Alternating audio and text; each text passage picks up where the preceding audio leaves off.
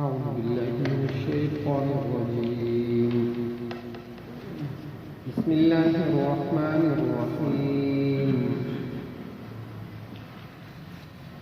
قالت لهم رسلهم إن نحن إلا بشر مثلكم ولكن الله يمن على من يشاء من عباده وما كان لنا أن نأتيكم بسلطان إلا بإذن الله وعلى الله فليتوكل المؤمنون.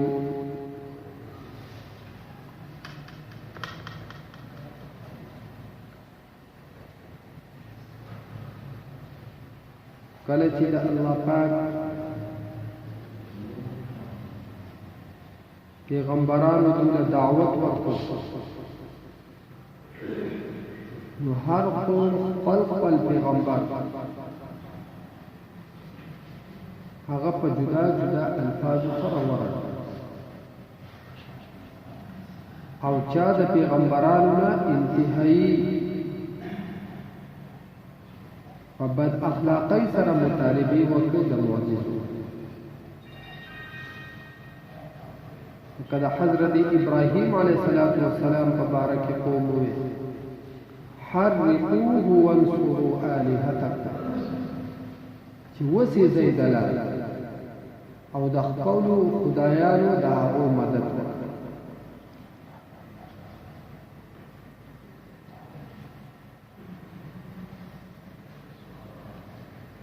پیغمبر علیه السلام ته دوی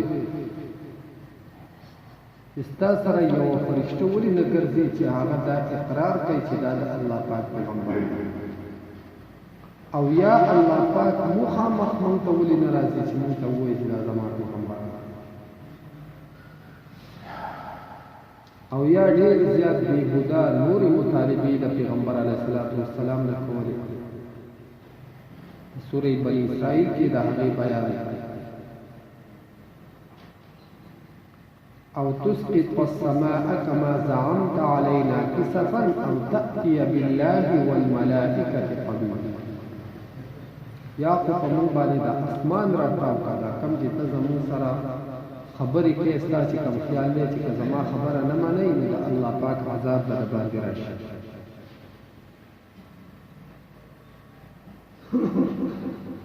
یا الله پاک او تأتي بالله والملائكة قبيلا یا مخامخ چې الله پاک راشي موږ یا فرشتي راشي او هغه د اعلان وکړي چې او دا د الله پاک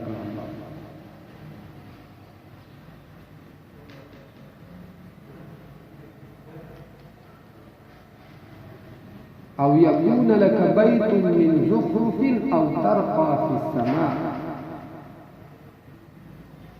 او یستا د پاره د ستونزو یو کور ولې نه کېږي چې موږ ته پته ولګي چې دا په موږ کې داسې مالدار انسان د الله پاک او ترقى في السماء یا تز اسمان ته وخیږي. په سوره حجر کې د هغې بیان دی چې اسمان ته موږ ختل کېسلو چې موږ ته ګورو او ته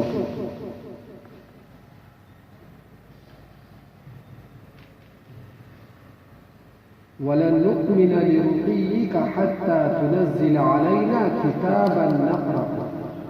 ګوره دې سلو چې کله اسمان په کې بیا موږ پتا باندې ایمان نه راوړو تر دې پورې چې ته د اسمان نه داسې یو کتاب تاسو سره نازل شي.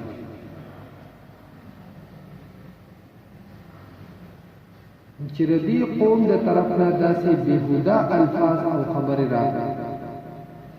پیغمبرانو دونه جواب قالت لهم رسلهم اوی دوتا پیغمبرانو ددو رسولانو ددو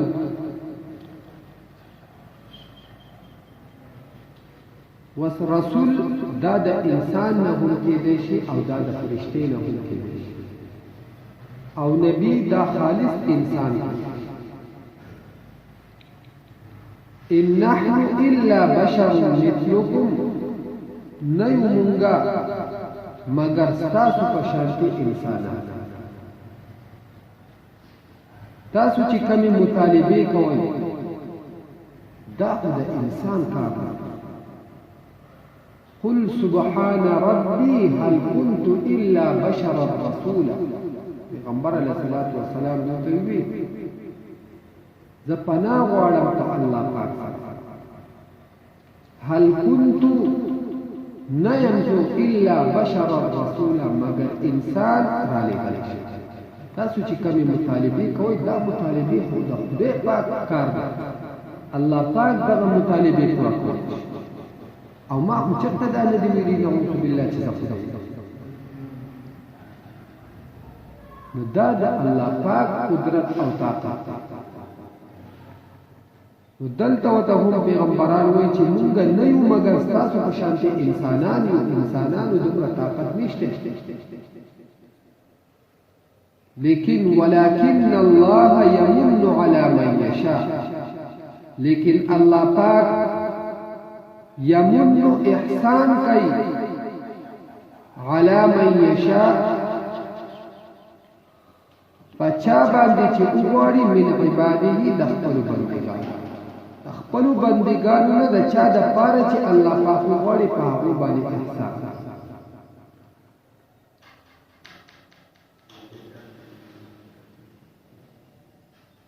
وما كان لنا أن نأتيكم بسلطان إلا بإذن الله. او نشتره طاقت زمونگا دا چراو مونگا تاسو تا بسلطان سدلیل سمعجزة إلا بإذن الله مگر په حکم د الله پاک. کمی معجزې چې مونگا تاسو تا پیش کو دا زمونگا خپل طاقت نه دا الله پاک د طرف نه اجازه.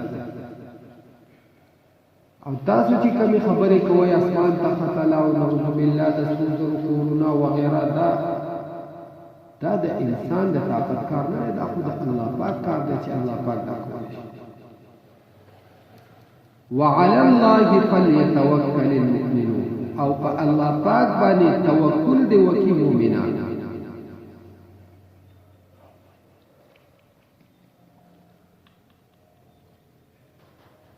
وما لنا ألا نتوكل على الله وقد هدانا سبلنا.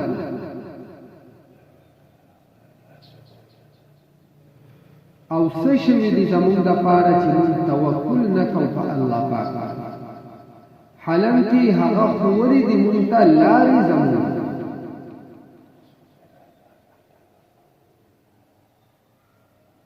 او دا انبیاء دا طرف ندو تا یو اعلان ددو پدی بیهودا سوالات باندې او پدی ناجایز مطالبه باندې او دغه شانتي هر ټیم په هر حالت کې هغه ته تکلیف او پریشانی رسول پدی باندې هغه اعلان وکړو ولنصبرن على ما آذيتمونا. او خامخا موږ صبر کوو په هغه تکلیفونو چې تاسو موږ سره تاسو چې د دین کم مخالفت کوئ د الله پاک د طرف نه درالېږلې شوو انبیاو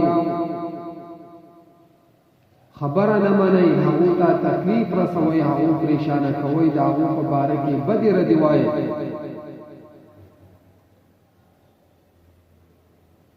لکه جناب نبی کریم صلی الله علیه وسلم چې کله دوی ته وویل چې د الله پاک د طرف نه په ما باندې وحی کیږي،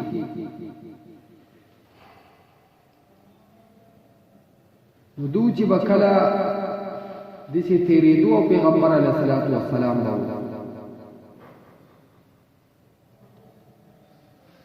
وی هذا الذي دا هغه کس دی چې دی وایي چې په مقبره ناڅي لکه پیشاړې غوندې کې چې خلک دی، خلک وایي ده ته په کلام ګوره دی هم دا خبرې کوي، داسې پیشاړې به یې کول. کله به یې وي چې دا پیغمبر نعوذ بالله دا خو ساحر دی، دا جادوګر دی. کله به ورته وي دا پیغمبر دا لیونی دی، مجنون دی. داسې قسمه قسمه الفاظ چې هغه د انسان د پاره د پریشانی او د غم سبب ګرځي. نو د انبیاو د طرف نه دوی ته اعلان و چې موږ بس تاسو په تکلیفونو باندې صبر کوو، زموږ بل طاقت او چار نشته.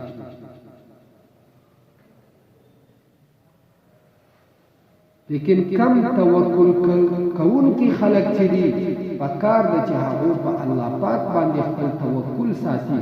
د دې خلقو د پریشانیانو او د دې خلقو د زور زبردستی یا د طاقت نه هیڅ قسمه یاره. په دې کې اشاره ده دې طرف ته چې د قیامت پورې څوک هم د دین کار کوي، نو هغو ته به دا قسمه الفاظ،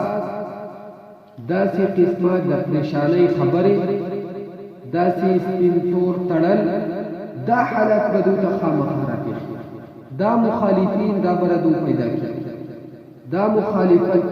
او دا حالت دا به دوی ته مخې ته راځي. لیکن دوی د دې هیڅ پروا نه، څنګه چې د الله پاک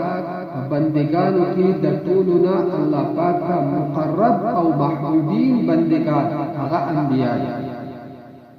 د هغو سنت او طریقه هغه هم د دغې مخالفینو په باره کې د صبر و د قیامت پورې څوک چې هم د دین کار کوي هغه به صبر. او دا د دې خبرې دلیل نه دی چې دوی خلقو د دغې جماعت د انبیاء یا د دیندار طبقه یا د دین مخالفت وکړو، ونعوذ بالله دا ډله په ناحقه د الله پاک په ډایرک عذاب ولیدل. مخکې بار بار ذکر چې پیغمبر علیه الصلاۃ والسلام ته الله پاک فرمایل ولقد استهزئ برسل من قبلك فامليت للذين كفروا، یقینا ټوغې کړی شوي وي، فشاړې کړی شوي وي، مسخرې کړی شوي وي من قبلک ستا نه مخکې په ډېرو پیغمبرانو. دا د دې نوې طریقه او نوې عمل چا چې هم زما د دین د خدمت کار شروع کړی دی، څومره انبیا چې ما رالیږلي دي دغه ټولو انبیاو پورې ټوغې او مسخرې شي. حضرت نوح علیه السلام ته دغه قوم په خپله باندې چې کله هغه ته الله پاک د کشتۍ حکم وکړ، کلما مر علیه سخروا منه، دغه قوم دا چې به کله په هغه تېرېدو نو فشار یې کوي. دا توسو ګوره دی د خدای ساده ته خلک د سکلو دپاره اوبه نه مني، دی کشتۍ په وچه کې حضرت نوح علیه السلام ورته وویل ان تسخروا منا فانا نسخر منکم کما تسخرون، تاسو په موږ پورې فشاړې کوئ، خندا کوئ، فانا نسخر منکم، یقینا موږ به ټوغې وکړو په تاسو پورې کما تسخرون، لکه څنګه چې تاسو ټوغې کوئ. یعنې تاسو له به الله پاک تاسو له دې ټوغو دا بدله ده.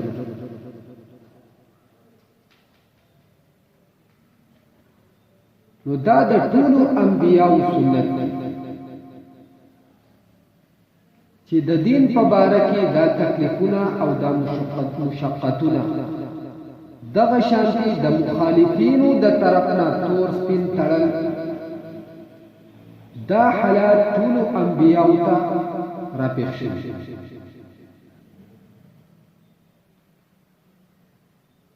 او دغه حالت بیا د قیامت پورې کم خلک چې د دین کار کوي، د دین د خدمت لپاره هغه خپل وخت او خپل ځان دا وقف کړی، دغه ذمہواری د انبیاو دا هغه خپل سر باندې اغوستی، دغه ذمہواری ته هغه خپل ځان او خپل وجود دا نیولې، یقینا چې هغه ته به هم دغه حالت راپېښي. او څنګه چې پیغمبر علیه السلام ته الله پاک فرمایل چې مخکې انبیاو پورې ټوغې او پیشاړې شوي وي لیکن هغه قومونه هم एकदम موږ نه هلاک کړي کم تاریخ چې د هغو ژوندی دی چې دغه قومونه الله پاک هلاک کړي دي نو داسې نه وه چې دوی ډایرکټ په انبیاو پورې پیشاړې وکړي انبیاو ته یې په بد نظر سره وکتو هغو ته یې تکلیفونه ورسول او ډایرکټ یې عذاب بلکې فاملیت للذین کفروا دغه کسانو ته الله پاک وایي ما مهلت ورکړه خو چې باوجود د مهلت نه بیا هم دوی په دغه لار باندې نه راتلو ثم اخذتهم بیا الله پاک وایي ما ونیول فکیف کان عقاب بیا الله پاک وایي زما عذاب څنګه دوی خپل بچی بیا خلاف کړی دی چا خپل مشر خلاف کړی دی چا خپل مال بچ کړی دی الله پاک وایي بیا مې څنګه هلاک نو که دا قوم دا مشرکین مکه دا یهود دا تا ته تکلیف در رسل او دغه شان په تا پورې پیشاړې کړي نو دوله زه مهلت ورکوم دا مهلت د دې علامه او نښه نه ده چې نعوذ بالله ته په ناحقه دوی په حقه دي ځکه بلکې دا زما عادت او طریقه ده چې زه دوی ته صبر کوم خو ګریب زما ان بطش ربک لشدید یقینا د الله پاک ګریب خامخا ډېر سخت الله پاک دې موږ خپل ګریب او د خپل عذاب نه امان دغه باران دغه څاڅکي دغه حالت دا د الله پاک هر شی د الله پاک کوي په دې کې هیڅ شک نشته او تاریخ په دې باندې گواه دی د انسان د پوهې د پاک د ابراهیم علیه السلام د طرفنا الله پاک د نمرودیانو سره مقابله په ماشي سره ماشي څه غټ چې شل ماشي را رواني او چې انسان یو ببوز دې څه کو نو شپېته زر سره هغه لعین او هغه ملعون چې هغه د سردار الله پاک په ماشي سره اصحاب فیل والا الله پاک د وړو مرغو په شکل کې په هغه باندې الله پاک فوج راولېږو او معمولی چې د مرغۍ په خوله کې بسونه ګټه کوي د هغون او د هغو د اتیره به هم هغه وتي د پنډزې ګزار تېر نه شي دغه شان کې څومره قومونه چې دي الله پاک څه په یو عذاب څه په بل عذاب د دې دپاره چې دا د انسانانو دپاره عبرت جوړ شي چې ګورئ د الله پاک داسې غټ شي ته ضرورت نشته چې خامخا انسان دا سوچ او فکر کوي یا زه د اوبو نه لرې ما یا زه د هوا نه لرې ما یا زه د دې قسمه شیز نه محفوظ یم الله پاک وایي زما د عذاب نه محفوظه کېدل دا نشته عادیانو سمودیانو چې کله د مخکیني قومونو عذابونو ته وکتو نو په غرونو کې زیګونه تراش کړو او په هغې کې کورونه جوړ کړو چې چېرته هواګانې را نه شي چې موږ وانلوځئ دې زیګونو ته اوبه را ونه رسي الله پاک د یو چغې په صورت کې د هغوی تباه او ټولې هلاک نو دا ټول حالات چې الله پاک را پېښوي دا د انسان د عبرت او مخکې ذکر هم د دې وشو چې الله پاک فرمایي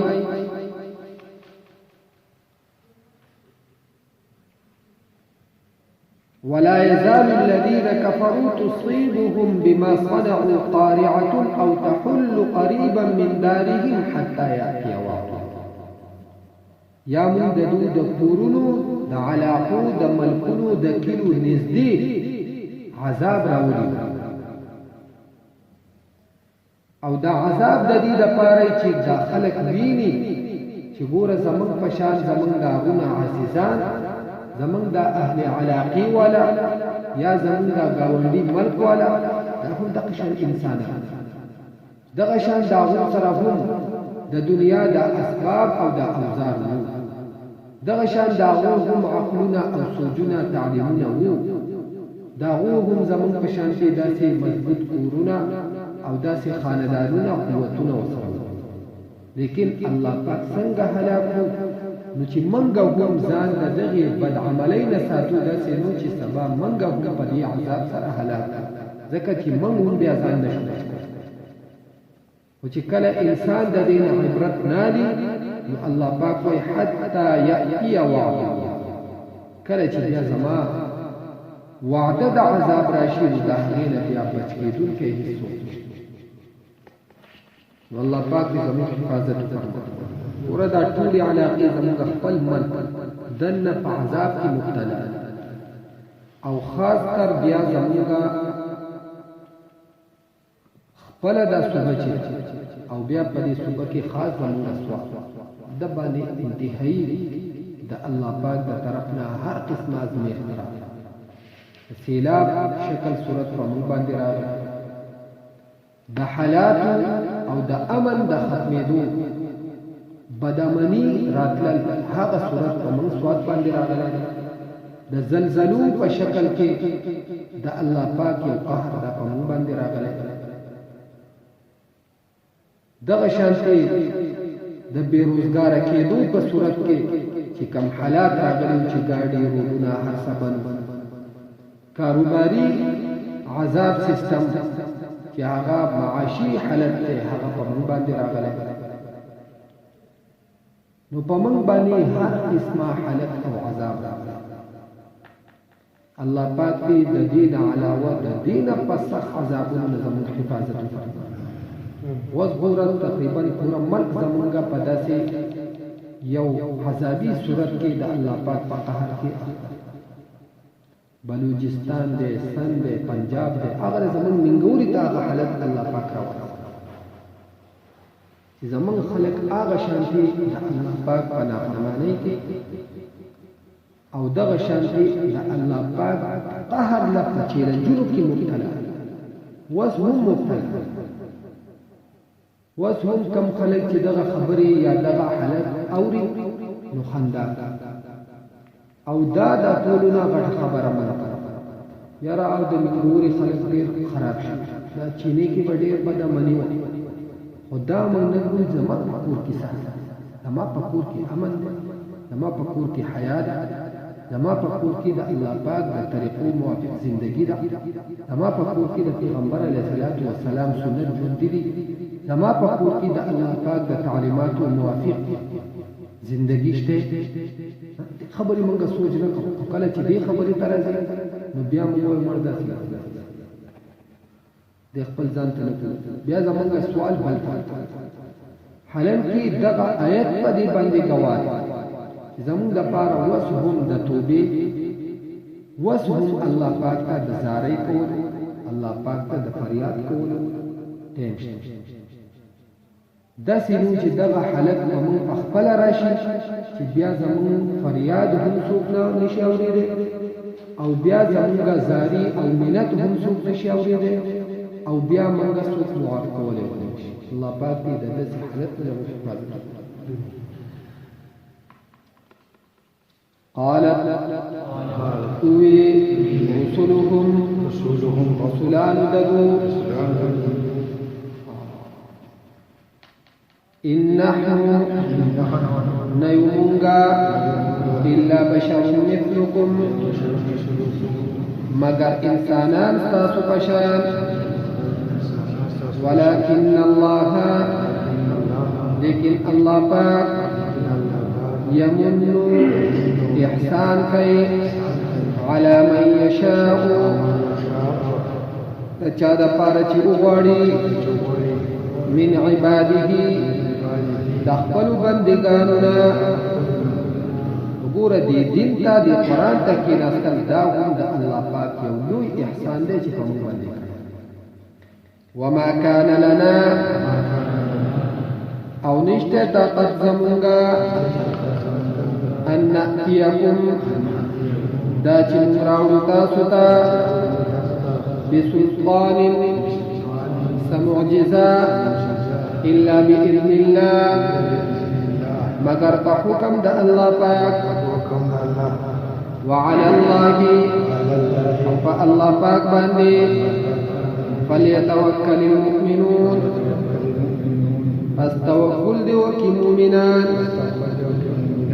وما لنا او سشوی دی زمون دپارا ألا نتوكل لكن توكل نكو على الله الله پاک باندې وقد هدانا سبلنا او یقینا ولید تلار زمغا ولنصبرن او خام بصبر کو على ما آذيتمونا فهذا تكلف جتا سرار سوي ملتا وعلى الله فالله پاک باندې فليتوكل المتوكلون پس توکل دیو کی توکل کون کی